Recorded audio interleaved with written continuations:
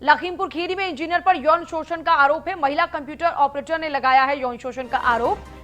आशिक मिजाज engineer office में ही युवती से करता था अश्लील हरकतें। ऑपरेटर रूम में जाकर युवती से करता था छेड़छाड़। लंबे समय से युवती का यौन शोषण किया जा रहा था। विरोध पर युवती को नौकरी से निकालने और वेतन रोकने की धमकियां दी जाती थी। तैनाती के बाद से गलत नजरिए से काम करने का ये दबाव बना रहा था। ऑफिस में देर रात तक काम करने के बहाने से युवती को रोकता था।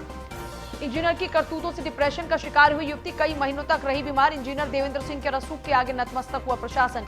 डीएमएसपी से शिकायत करने के बाद भी अब तक नहीं दर्ज हुई एफआईआर। मामला सामने आने के बाद मीडिया से बचता फिर नजर आ रहा है इंजीनियर।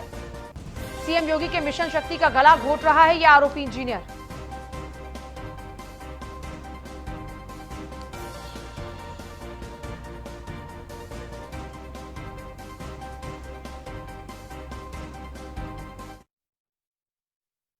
वो जो है मेरे केबिन में आके बैठ के कहीं हाथ रखते थे, कहीं कुछ करते थे, उल्टा सीधा हरकतें करते थे जो मुझे अच्छी नहीं लगती थी। तो जब मैंने उसका विरोध किया तो मुझे दूसरी तरीके से प्रताड़ित करने लगे।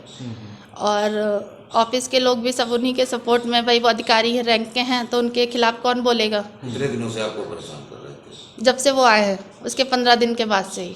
कब से आए हैं वो? जुलाई 19 में।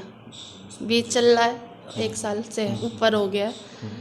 और ये कोविड-19 के चलते लॉकडाउन में भी हम गए नहीं, तो वो उसके लिए भी मुझे कई बार फोर्स किया गया कि ये नहीं आ रही है, फलाना है ढिमका है। तो मैंने कहा नहीं, जब तक लॉकडाउन चलेगा मैं नहीं जाऊंगी।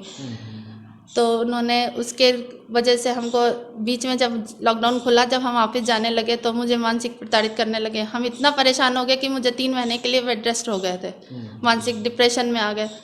तो मेरे पापा ने जब उनके खिलाफ आवाज़ उठाई, लोगों से कहलवाया कि मेरी लड़की को परेशान ना करिए, तो वो कहते हैं ऑफिस मेरा है, हम अपने हिसाब से काम लेंगे।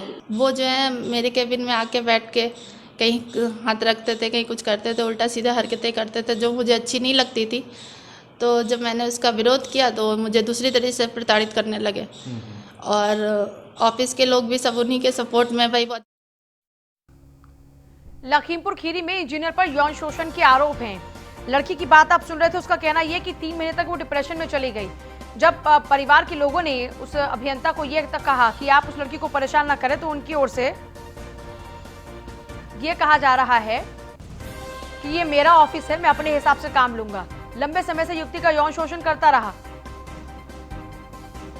एके जायसवाल, एके ऐसे अभियंता के खिलाफ में अब तक क्या कुछ कार्य? पूजा, आपको बता दें कि ये इतनी शर्मनाक घटना है और उसके बावजूद लड़की 4 महीनों से डीएम एसपी के चक्कर लगा रही है और आला अधिकारियों की भी चक्कर लगा रही है, लेकिन कार्रवाई के नाम पर अभी तक सिफर रहा है। बात की जाए मैं कार्रवाई की, तो लखीमपुर खीरी के अधिकारी अभी तक कोई कार्रवाई नहीं की है, जबकि जो युवती है वो दर दर भटक रही है और फरियाद कर रही है कि हमारी एफआईआर तक दर्ज की जाए।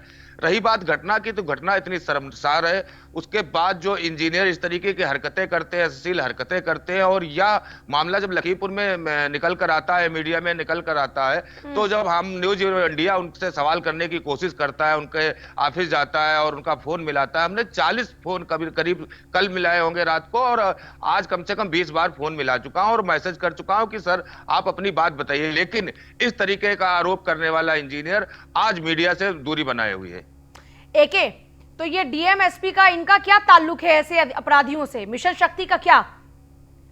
सीएम योगी के निर्देशों का क्या?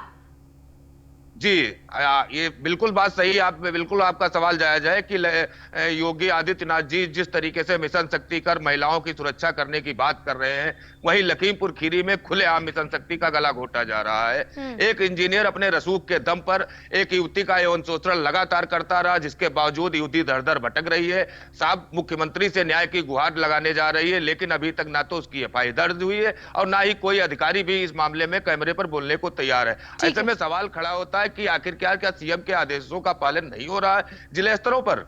बहुत शुक्रिया इस पूरी जानकारी के लिए। बेहद शर्मनाक वाकया है। एक तरफ एक पीड़िता जिसके साथ में अपराध हुआ है, अन्याय हुआ है, वो उसके लिए, अपने लिए, इंसाफ के लिए दर दर की ठोकरें खा रही है, लेकिन शर्म तो इस बात को लेकर भी आती है कि अधिकारियों को भी अपनी जिम्मेदारी का एहसास रत्ती भर नहीं होता।